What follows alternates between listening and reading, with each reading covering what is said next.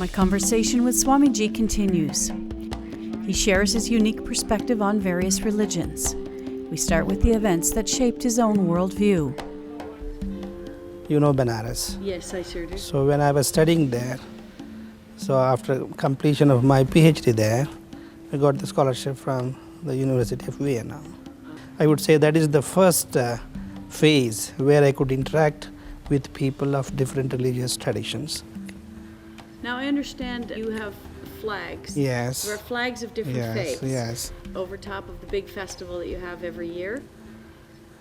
You know what I feel, that all the traditions in the world, all the religions of the world, they are sincere efforts to understand human existence. Every religion tries to explain the triangular relationship. The human being, the individual self, and this world, and the divine spirit, beyond this world. So God, man, and world. So this triangular force, every religion tries to understand what is the relationship between human being and this world, and what is the relationship between the world and cosmos and the divine spirit, and what is the relationship between God and human being. So all this triangular relationship, every religion tries to explain. It is a sincere effort.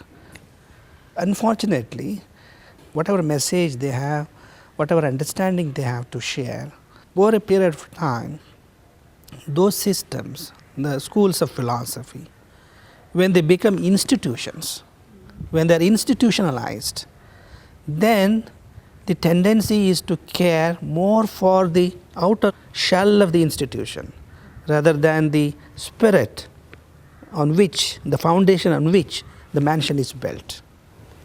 Beautiful. How can we get together more on the inside?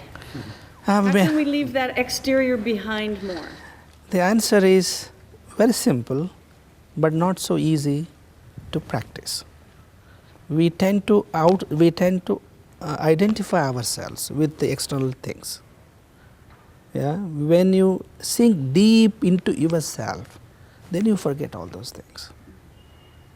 But there's different religions and they hang on to their ideas. How can we have a better understanding between peoples of different faiths? How does that work? It should work provided you develop that type of mental perspective. If you honor, show respect to other religion, like in our normal day-to-day life, if you condemn the other person, then there will be no good relationship. So with this mutual respect, if we sit together, then it is very easy to identify the commonalities, the unity in diversity. Have you been involved with any interfaith activities? He is the witness. Tell me about Professor Darrol Bryant is the witness for the last almost 3 decades, to more than 2.5 decades. He has been the witness, and with my, education outside the country, I came across with so many people, especially Christian community, and we tried to understand each other. And I was invited to so many of their festivals, gatherings, seminars, and we could try to understand each other very well. Yeah. What's been your experience? I could understand better my own religion while studying outside the country than in my own country. Because here in my country, where I live, wherever I go, hardly we ask questions. Everything we take it for granted. So when I stepped on the soil of different culture, different environment, then I had to answer questions. So I had to address the questions which I never expected, never imagined. So then it made me think better and better. So that is how, I could understand my own tradition better. At the same time, to understand the other religious traditions and what are the commonalities. Where do we meet together. When you think about the coming together of people of different faiths, what is your hope? What is your dream for that? What would you like to see?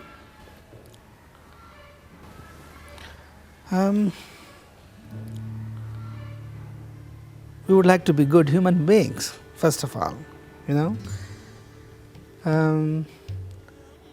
The concepts which we have in our own tradition. So what are the concepts the other religious traditions have got? Yeah? Where do we meet? For example, I have been to church. I have participated in the mass. The priest, he gives the bread and wine, and the believers come and they partake. So I would look at it, I would compare that bread and wine like we give the prasada to our devotees in a different form. You can't dream, you can't think of consuming alcohol, yeah, in a temple. But that should not be a point for criticism. When a Catholic believer takes the bread and wine, he accepts it with the feeling of accepting Christ. So that is that spirit, the devotion. So where you find the common meeting point. That is that spirit.